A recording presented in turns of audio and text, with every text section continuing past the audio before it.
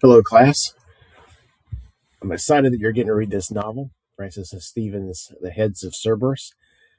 I've had an interesting relationship with this book. I started teaching it a few years back in an honors class on dystopic fiction, and I just fell in love with it. And since then, I think I've taught it 4 different times, including this semester. So I'm really excited that y'all get to read this book this semester.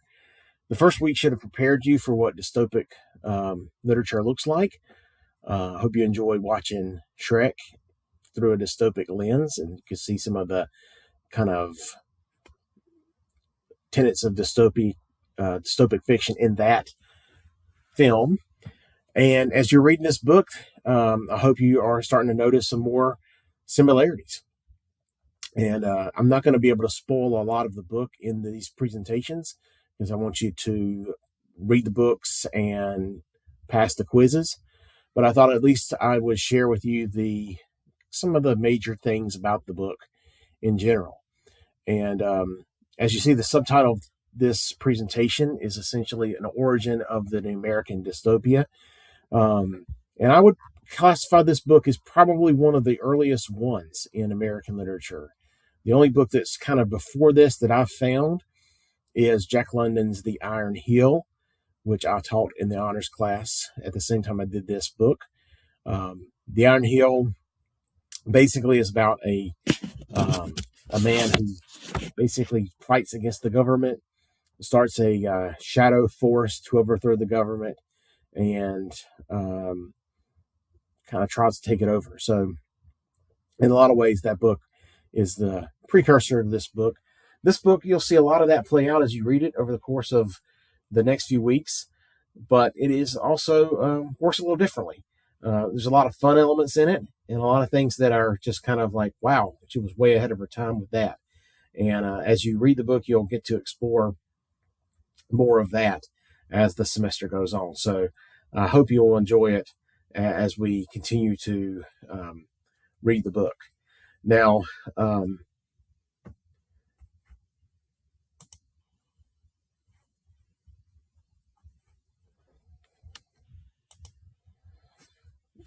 as we go into this first slide here, I have information about her.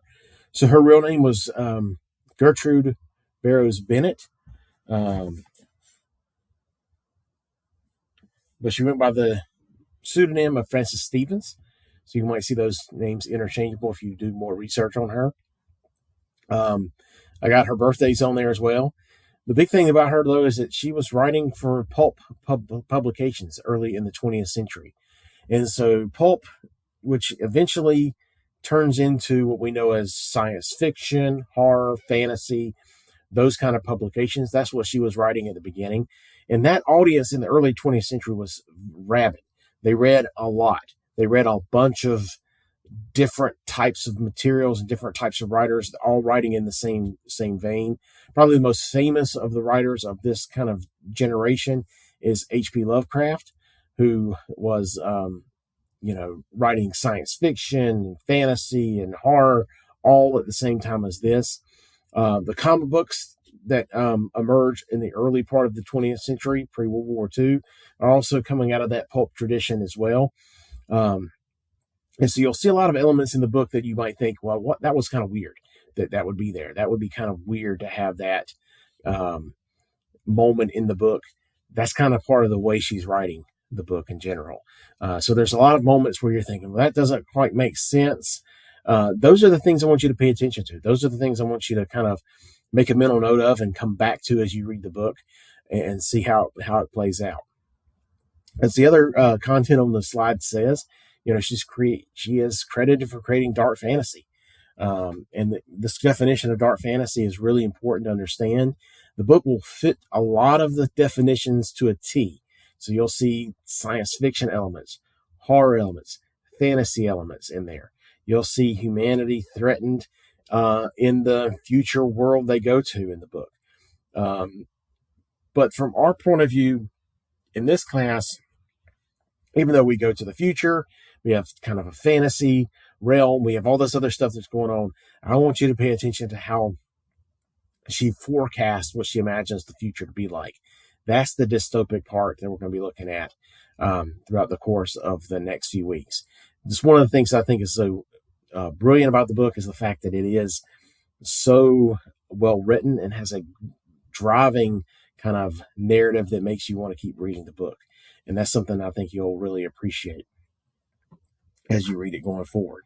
In this first half of the book, which is what I've asked y'all to read for the week, essentially we're getting the setup. We're getting the setup of who these characters are, the situation where they go into the future, and then also a little bit about what this future society looks like. It's going to sound very familiar to a lot of you because a lot of movies in today's world, particularly one very famous type of movie that you've probably seen, will do a lot of the things that this book is doing. And she's, in a way, kind of started that whole genre. So you'll really start to appreciate that as we go forward. In the second half of the book, which we'll talk about in another video, we're going to see kind of where the future world plays out and how it's going to play out that way.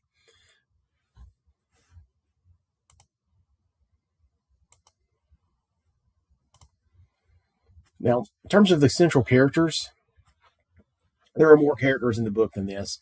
Some are minor characters. We'll have another character in the second half of the book that will come up that will be connected to the first half of the book. But really, we have three main characters: Trenmore, Drayton, and Viola. These characters, this triumvirate of characters, in a way, they're going to be kind of our actors and the go-between our world and the future world. And they're also kind of like play a role in each one. One's a lot more kind of quick-tempered and kind of on the surface heroic. One's a much more cerebral character, and then another character really is kind of the beauty, so to speak, of the book. But also pay attention to how her role transforms throughout the book. She actually ends up playing a very, very important role for us to understand the book, and I hope that you'll kind of notice that as we move forward.